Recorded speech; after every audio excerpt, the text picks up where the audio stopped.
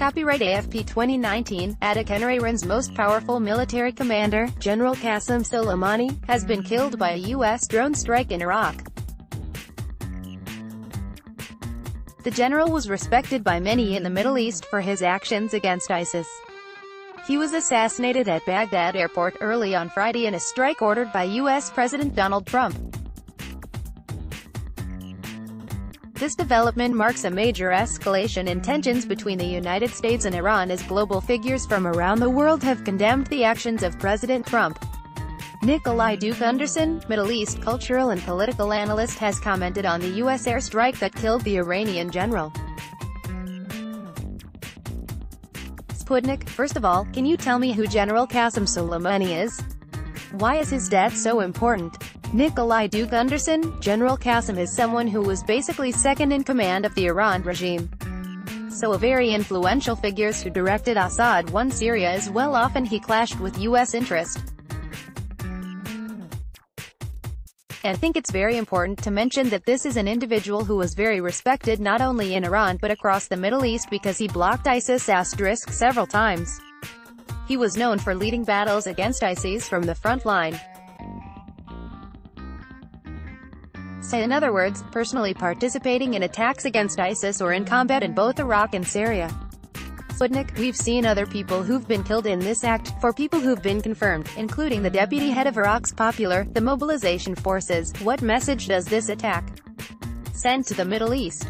Nikolai Duke-Anderson: well, this is certainly a problem because right now we're going to see a lot of anti-US sentiment sweeping across the region. I mean, as we speak, there are protests in Iran. And I also perceive that we're going to see more aggressive protests in Iraq and also other parts of the Middle East. One of the problems with this attack is it was very, very high profile. So Trump gave the order, the attack was done, and I believe shortly after the attack, he tweeted the US flag on his Twitter account. So obviously, it's meant to be a projection of power. Now, Javad Zarif of Iran has accused the US of international terrorism.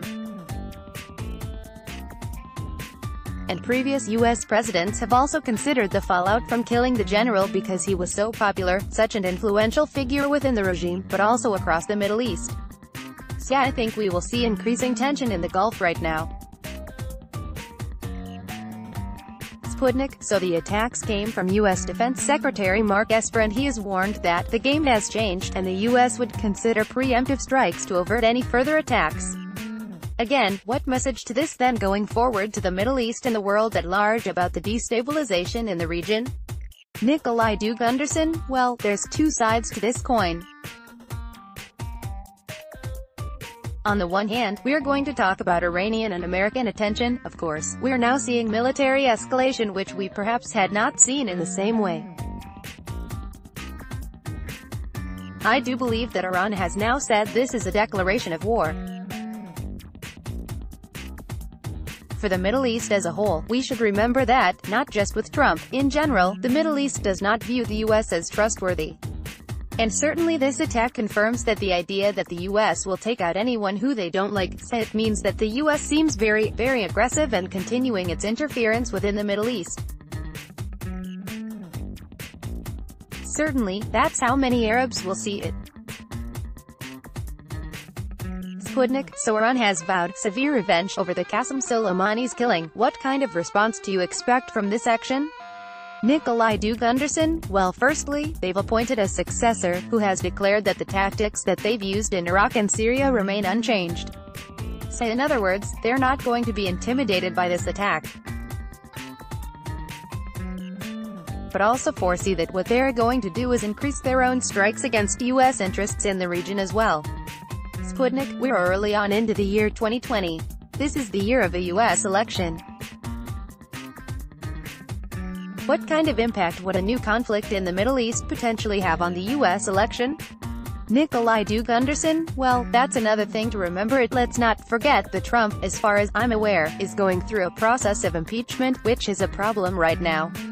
So there's some have argued that this attack or this aggressive move comes at a time when he wants a distraction. At the same time, I have to say that one of the things he's done is he's actually provided the Iranian regime of instruction at a time when they've been dealing with socio-economic issues themselves within Iran thanks to the US sanctions. One of the things we see is now a lot of factions that were previously fragmented in Iran are now uniting under the regime against the US. Daesh, also known as ISIL, is a terrorist group banned in Russia. The views and opinions expressed in the article do not necessarily reflect those of Sputnik. Let's block ads. Why?